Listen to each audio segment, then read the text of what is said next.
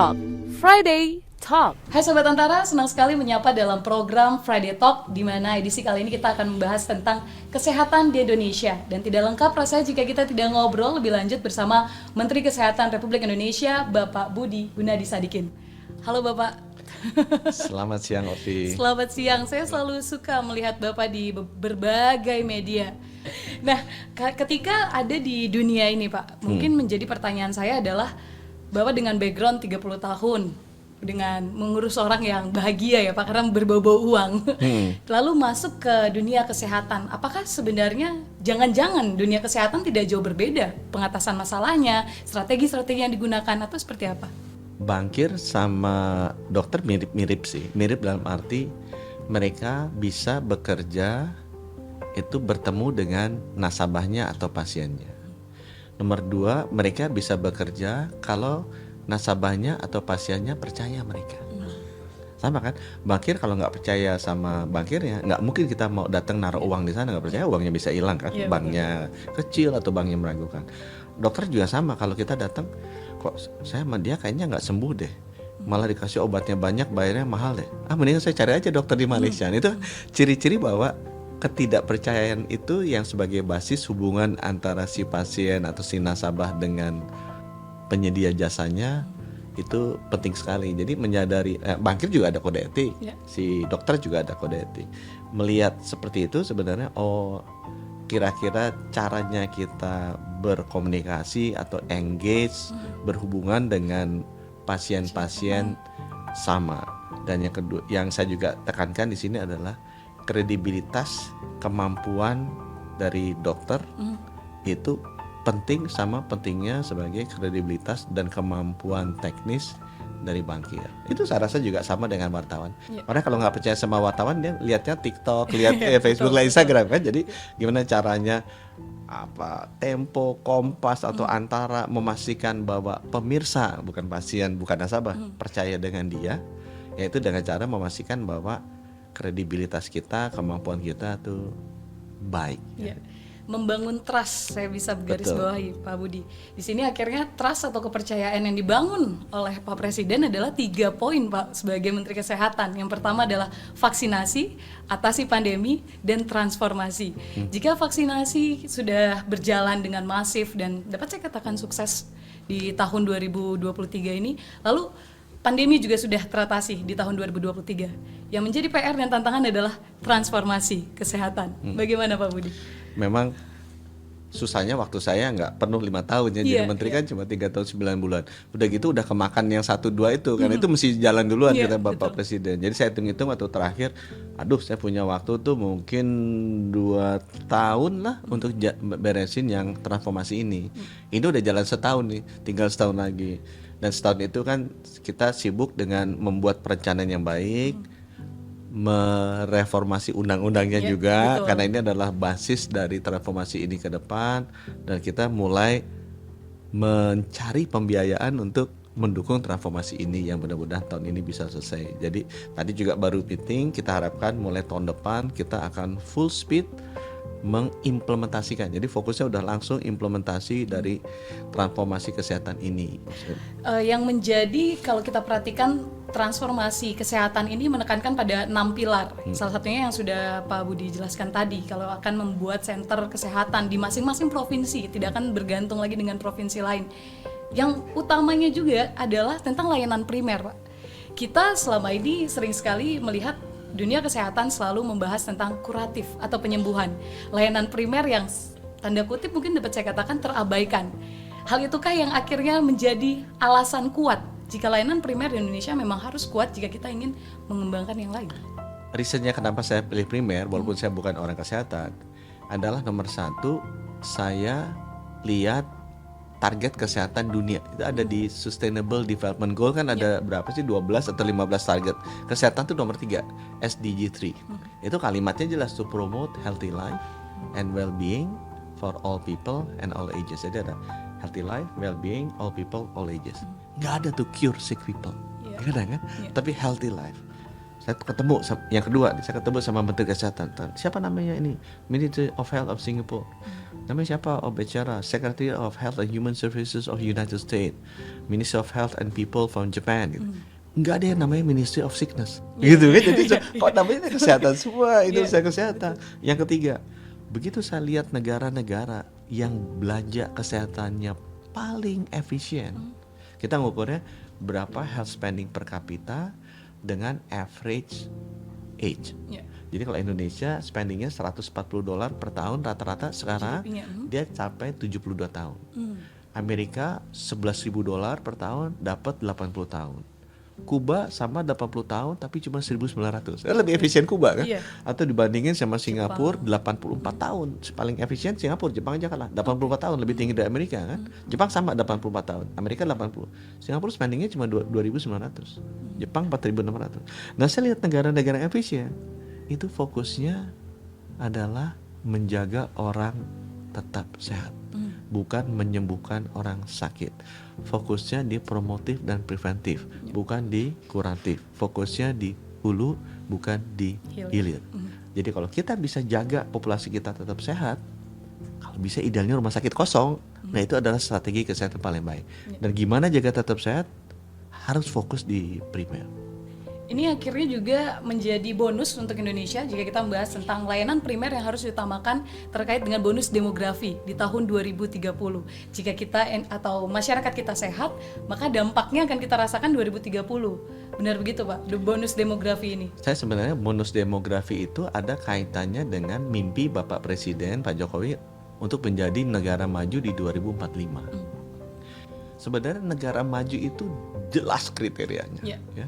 Pendapatan per kapitanya harus di atas 13.000 US dollar per tahun.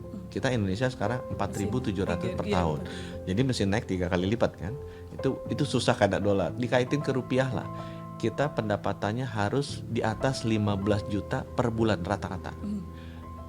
Sekarang kita 5 juta per bulan. Jadi tanya aja di atas 15 juta apa enggak? 15 juta apa enggak? 15 juta apa enggak? Kalau dari 10 orang ditanya ternyata 8 orang masih di bawah 15 juta, kita belum negara maju tuh. Kalau Pak saya 20 juta Pak, saya 30 juta, saya 50 juta, 60 juta, kita udah negara maju. Nah sekarang naikinnya gimana tuh? Di setiap sejarah bangsa-bangsa di dunia tuh, angka itu bisa di-cross pada saat puncak bonus demografi. Kenapa? Karena itu orang-orang yang produktif yang bisa kerja dapat gaji kan paling banyak.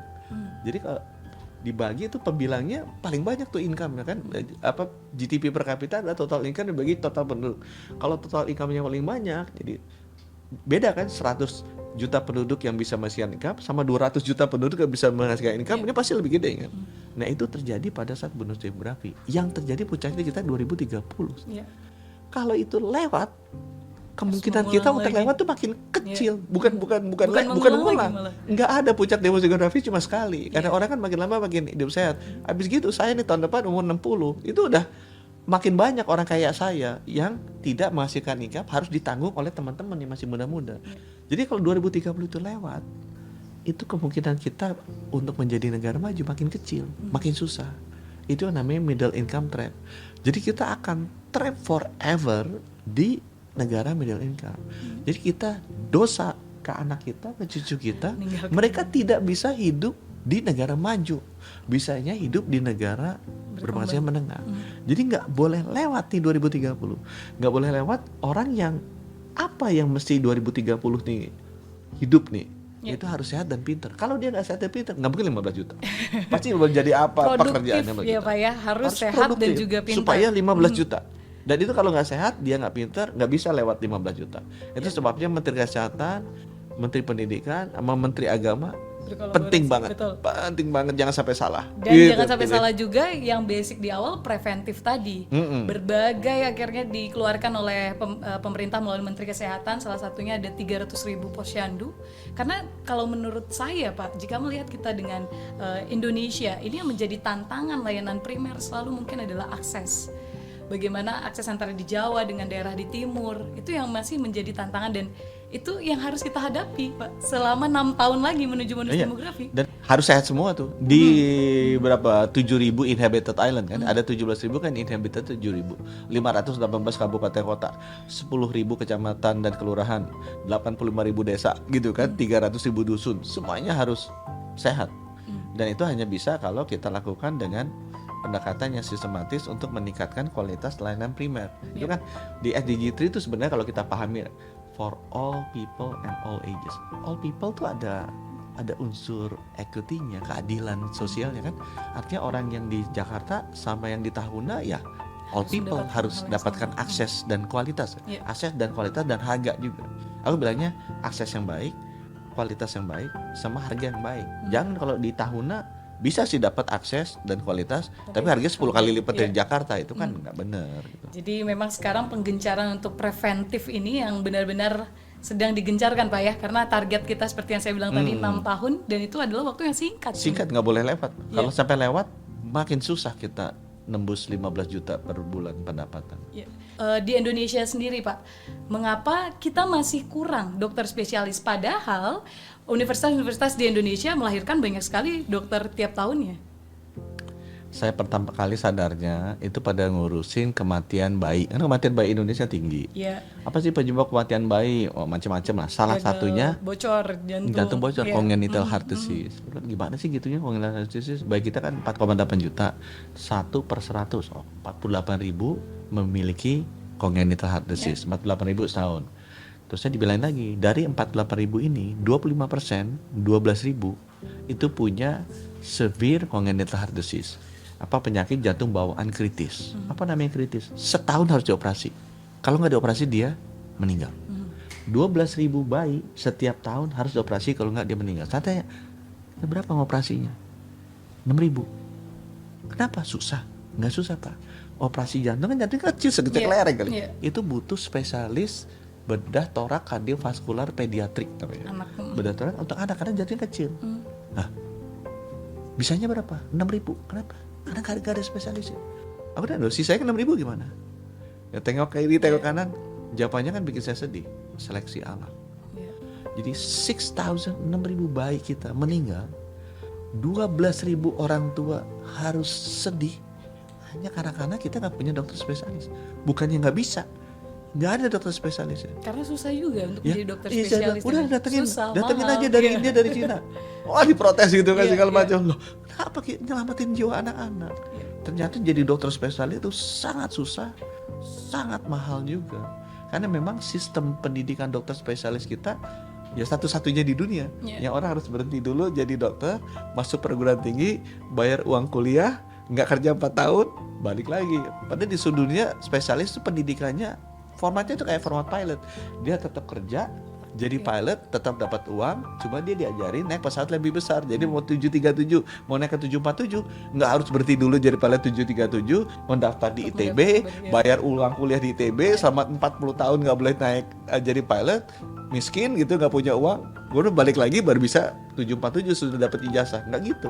Kita tuh satu-satunya di dunia yang harus begitu, makanya mahal dan susah. Ya, akhirnya lahirlah kebijakan baru jika undang-undang pembentukan ini. Melalui undang-undang ini pembentukan dokter spesialis bisa dilakukan di rumah sakit, lebih mudah dan tepat guna juga. Dan di seluruh dunia kayak begitu. Kayak gitu. Walaupun kita yang bisa saya bilang terlambat untuk menyadari itu. Berarti bisa saya katakan seperti itu? Ya, mungkin salah satunya itu bahasa diplomatiknya gitu lah, terlambat lah gitu. Membahas teknologi ini juga terkait di tahun 2023 ini dengan ada kerjasama untuk peningkatan data. Ini kan data juga masih menjadi masalah, khususnya data kemarin kalau kita compare di ketika pandemi COVID-19, data vaksinasi. Itu kan akan menjadi PR juga, akhirnya ada kerjasama dengan Elon Musk di sini. Walaupun ini juga harus lintas sektor pemerintahan, tidak hanya Menteri Kesehatan tapi Kominfo juga. Sejauh ini seperti apa Pak perkembangan? Jadi saya udah bikin aturan di Agustus 2022. Di akhir 2023, 3.200 rumah sakit, 10.000 puskesmas, 15.000 klinik swasta, 12.000 toko obat, apotik, kemudian 6.000 lab. Itu harus lakukan 4 hal. Datanya mesti digital, 2 data formatnya mesti sama, 3 data komunikasinya mesti standar, ikut data saya, yang keempat data security mesti standar. Jadi sama di perbankan, Kalau pegang kartu kredit, kita jalan-jalan ke Prancis, ke Paris, masuk restoran, gesek tanpa kita sadari kan data kartu kita Bank Mandiri Indonesia dibaca sama restoran di Prancis, dikirim ke switchingnya Visa di New York, dari New York dikirim ke Jakarta, Jakarta masuk ke Bank Mandiri, Bank Mandiri diintip limitnya ada apa enggak, di approve lagi, balik ke Visa Jakarta, kirim ke New York, kirim lagi ke Prancis, kirim ke toko aja approve. Ya. Kita kan merasa nyaman kan, Betul. aman-aman dan aman kan, yang penting bisa dipakai, convenience. Karena data keuangan di seluruh dunia itu digital, formatnya sama, bisa komunikasinya sama, mau di Prancis, mau di Timbuktu, mau di Brazil, semuanya sama, dan security-nya standar. Nah, diharapkan nantinya kalau itu udah jadi mulai tahun depan, kalau kita ke Prodi periksa darah, langsung masuk ke Satu Sehat, Peduli Lindungi besoknya. Mau kolesterol tinggi, minggu depan mau check up di mana RSUD, langsung di check up, hasil check up-nya CT scan MRI besoknya keluar. Kemudian mau beli obat di apotek karena ini hasil gini, langsung keluar. Terus kita mau ke dokter mau konsul, bisa pakai one time password, kirim WA, dok saya mau konsul, ini data-data kesehatan saya. Jadi dokternya bisa lihat, oh dia pernah di CT scan, oh dia beli obat di sini, oh dia periksa lab gini, bisa di link sama Apple Watch. Oh kalau misalnya dia rajin lari, oh dia jalannya 10.000 steps setiap hari, dia bisa lihat. Berarti target juga itu yang ada kerjasama dengan Elon Musk, khusus Nah, itu bagaimana Pak? untuk ini data ini, Untuk data, datanya saya kira ada, percepatan juga kan untuk butuh ini. dikirim. Dia kan di perbankan datanya kan mesti dikirim ke, mesti muter-muter datanya. Nah sekarang puskesmas kita 10.000, itu 2.500 internetnya jelek. PR lagi mungkin. Padahal targetnya tadi Jadi Bapak bilang aplikasi setahun ada, harusnya. tapi nggak bisa connect gitu Iya, kan. iya. Kayak bisa kita mau datang, saya ada kredit card, ya ada restorannya, ada alatnya nggak ada. Tapi begitu gesek nggak bisa nyambung datanya kan karena nggak ada telkomnya, nggak ada apanya. Ya itu kenapa yang kita cari apa cara yang paling murah dan paling cepat supaya bisa connect. Gitu. Ya, karena data memang harus menjadi basic Pak ya. Gimana kita mau mengetahui status kesehatan seseorang jika datanya saja Nggak ada. masih udah zaman kapan itu. Dan kalau kita bahas nih Pak, yang saya juga menjadi perhatian saya termasuk dengan transformasi sistem kesehatan. Kita tahu ada 4 pilar, khususnya dalam bidang pembiayaan. Ini yang masih menjadi concern juga di masyarakat. Walaupun kita lihat sudah ada BPJS Kesehatan yang mempermudah, namun sistem di dalamnya, masyarakat masih sering sekali mengalami melakukan semacam mengeluh dengan birokrasi di rumah sakit, dan masih banyak lagi. Itu bagaimana Pak untuk pemerataan? Memang BPJS itu bagus, itu untuk menjaga agar jangan overcharge. Karena informasi mengenai pembiayaan kesehatan itu sangat tidak asimetris dan sangat tidak transparan. Saya kasih contoh gini. Kalau misalnya mau beli dolar, kita tahu untuk dapat $1 kan 16.000 rupiah. Ya. Kalau ada toko jual 24.000 dibeli nggak?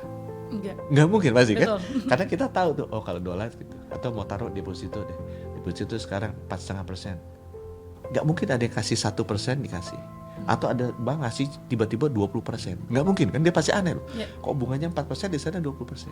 Karena informasi itu simetris, jadi semua orang bisa mengakses informasi yang sama.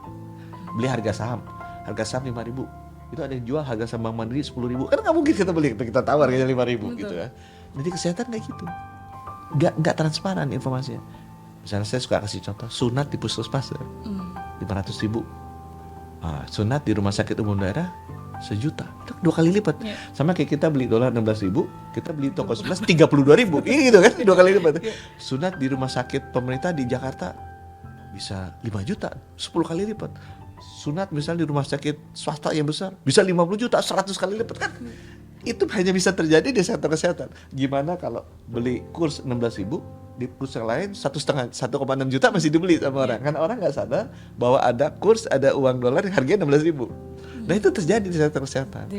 Nah ini perlunya kita digitalisasi dan memasyarakatkan informasi. Kita mesti regulate supaya orang tahu. Ini sama kita beli obat di Malaysia itu bisa 1/5 di Indonesia, 1/3 di Indonesia. Itu kan beda 100%, 200%. Orang masalahnya pajak, beda pajak paling cuma beda 30% gitu ya. Ini bedanya kali 3 kali, 4 kali, 5 kali lebih mahal di Indonesia. Nah itu kejadian kenapa? Karena datanya tidak transparan, informasinya asimetris. Jadi orang nggak tahu bahwa harganya, oh usus butut operasi segini, Oh sunat tuh operasi segini yang gampang-gampang gitu. Operasi pasang ring tuh segini orang nggak tahu. Dan jadi tidak heran sebenarnya kalau Dan itu masyarakat kita kematian kan. Dokter bilang mesti begini, mesti gini. Usus buntu pak, usus buntu masih di CT scan ya. Ya orang kalau udah nggak ngerti Iya. kan ya iyain aja kan. Bakalan Karena nurut. asimetris Betul. informasinya. ketidaktransparan itu akhirnya yang membuat masyarakat lari ke pengobatan yang seperti kita tahu yang tidak ada standarnya. Tapi di sini yang menariknya pengobatan tradisional Pak ini masuk dalam undang-undang. Mungkin boleh Pak sedikit dibahas. Ini kan pengobatan ini contohnya gini deh. Kanker dulu tuh biasa dibedah, diambil tumornya. Masih ada sisanya. Teknologi berkembang. Oh dikasih kimia, namanya kemoterapi. Kanker kasih kimia. Mati, oh ada juga sisanya. Berkembang lagi. Di terapi pakai radioterapi pakai sinar, disinar gitu. Itu kan semua buatan manusia. Dan sekarang perkembangan kanker yang paling modern itu obatnya bukan buatan manusia, tapi pakai buatan Tuhan. Namanya imunoterapi. Jadi sekarang cancer dilihat, oh ini sel cancer kan sel yang berubah dari teman jadi musuh kan sel kita. Betul. Semua sel yang masuk di tubuh kita ini secara teori immune system ya. Saya belajar waktu vaksin. Itu pasti darah putih kita bukan darah putih lah. Imun sistem kita ada B cell, T cell. Tahu ini musuh, diserang tuh. Ini kan bikinan Tuhan. Betul. Efektif sekali. Dia tahu ini musuh nih, serang, mati, nggak bisa nyebar. Kenapa cancer kok bisa menyebar? Karena dia tadinya teman. Dia bermutasi jadi musuh, jadi friend to foe. Dia nggak bisa deteksi nih si Serang. tentaranya Tuhan. Dia temen lah. Padahal udah cancer, dia nyebar kemana-mana karena nggak diserang. Nah sekarang banyak peneliti-peneliti di Cina, di Amerika udah geser obat itu udah pakai tentara Tuhan aja deh. Kita didik dia udah rubah jadi musuh nih. Kenapa itu perubahannya di situ? Habis dia tahu dan nyerangnya gimana. Nah sekarang perkembangan dunia untuk pengobatan itu lebih baik balik kembali memanfaatkan apa yang ada di alam. Nah itu yang banyak negara-negara maju geser ke sana karena pemahaman kita mengenai tubuh manusia itu makin lama makin bagus dengan ada perkembangan bioteknologi ya. Jadi kita tahu oh ini perubahan terjadi ini, jadi ngobatinnya mesti gini. Kan kesehatan tuh hanya meriksa dan ngobati. Meriksa dulu jantung pakai stetoskop, naik lagi pakai EKG, naik lagi pakai CT scan, naik lagi pakai apa. Ya itu teknologi pengobatan berkembang, meriksa berkembang, teknologi pengobatannya juga berkembang dan perkembangannya sekarang kembali ke apa ya, pengetahuan yang selama ini kita belum ketahui yang sudah diberikan oleh Tuhan. Dan turun temurun. Dan itu orang-orang yang dulu begitu kan, orang dulu kalau ngasih obat kan meracik kan. Betul. Kalau zaman nggak ada dokter dengan dia kan ambil dari sekitarnya. tumbuhan meracik. Saya kemarin baru tahu yang namanya penicillin itu asalnya dari tumbuhan. Yang namanya misalnya obat metformin untuk diabetes itu asalnya dari tumbuhan. Jadi orang lihat orang kalau kasih tumbuhan ini kok sembuh. Dianalisa sama perusahaan farmasi. Oh, ada isolat senyawa dari 1000 senyawa tumbuhan ini. Senyawa ini bisa nurunin darah tinggi. Ini disintesa secara kimia. Tapi asalnya dari alam. Kemudian misalnya penicillin itu juga dari tumbuhan. Oh, kok dikasih ini kok sembuh infeksinya? Dilihat, oh dianalisa, oh dari 2000 senyawa tumbuhan ini ada satu senyawa isolat yang bisa nyembuhin infeksi. Itu dibikin. Nah, sebenarnya teori itu udah diketahui dari zaman dulu. Cuma pakai feeling kan. Oh, kalau ini jamunya dicampur, ini kuku kuku beruang, campur daun ini ditumbuk-tumbuk atur. Dan dulu kan udah diatur. Sekarang kita baru sadar bahwa orang Asia, orang Afrika, orang Amerika itu beda-beda genetiknya. Jadi beda misalnya obat darah tinggi sama saya beda. Kenapa? Kita sukunya beda. Sehingga itu sebabnya kenapa dulu diracik kan, tergantung dari orangnya. Jadi sebenarnya orang-orang dulu tuh udah punya wisdomnya, cuma nggak bisa menjalankan secara ilmiah. Nah sekarang dengan bioteknologi kita tahu benar-benar penyakit itu sebabnya apa, dia orang apa, genetiknya seperti apa. Jadi kita ngobatinnya yang cocok buat dia itu ini. Diracik satu-satu. Namanya precision medicine. Itu adalah ilmu baru di bidang kesehatan. Itu berasal dari alam. Dan itu sangat spesifik ke manusianya, individunya. Secara saintifik. Pak Budi, saya sebenarnya ingin banyak sekali membahas tentang transformasi sektor kesehatan. Namun kita tahu jika waktu juga dengan kesibukan Pak Budi, kita tidak bisa membahas lagi. Tapi nanti saya harapkan akan ada episode-episode selanjutnya ya Pak Budi untuk obrolan ini. Pak Budi, mungkin karena Pak Budi sendiri adalah backgroundnya di perbankan, otomatis sudah biasa dengan angka. Saya mengasumsikan Pak Budi, seandainya dengan semua dukungan masyarakat, pemerintah, transformasi kesehatan ini kita berjalan dengan mulus, butuh berapa tahun di Indonesia untuk benar-benar firm di dunia kesehatan? Saya orang fisika. Fisika itu ada teori relativitas Einstein namanya. Itu paling gampang gini sih, ada kembar lahir di bumi. Satu pergi ke Pluto, kecepatan saya balik. Ternyata yang balik datang ketemu kembarannya dia lebih muda, 20 tahun. Jadi artinya apa? Artinya waktu itu relatif. Okay. Jadi teman-teman ada yang bilang, Pak ini butuh 5 tahun. Lah aku 1 tahun lagi pensiun, bikin 1 tahun deh. Gitu kan. Jadi kalau ditanya, maunya ini reformasi yang kapan selesai? Kalau saya tanya, maunya tahun lalu selesainya, gitu kan? Gimana bisa? Loh, time relatif bisa mundur kok, kata Einstein juga. Jadi kalau aku bilang ke teman, udah lakukan secepat-cepatnya, karena kita nggak akan tahu kalau kita lakukan itu dengan cepat. Ternyata banyak juga yang kita bisa beresin. Jadi kalau aku ditanya teman-teman, kapan mau selesai Pak? Besok. Gitu kan kira-kira aja. Susah juga saya ngobrol sama orang fisika. Pak besok cuma 24 jam. Kata kamu 24 jam. Kalau kamu kerjanya terus nggak pakai tidur, ajak 10 orang bisa jadi 100 jam. Gitu kan artinya. Ya begitulah Sobat Antara, jika kita membahas dengan background fisika Pak. Jadi saya dibalikin lagi karena waktu itu relatif. Waktu itu relatif. Tapi dengan kerjasama kita yakin akan dalam waktu singkat sistem kesehatan di Indonesia bisa lebih baik dari sebelumnya. Pak Budi, sebagai penutup, harapan untuk masyarakat di luar sana tentang reformasi sistem kesehatan. Kita ingin jadi negara maju. Pak Jokowi, Pak Presiden pengen Indonesia jadi negara maju di tahun 2045. Itu hanya bisa terjadi kalau pendapatan per kapita kita di atas 15 juta per bulan. Dan momentumnya paling besar pada saat puncak bonus demografi tahun 2030. Waktunya tinggal 7 tahun lagi.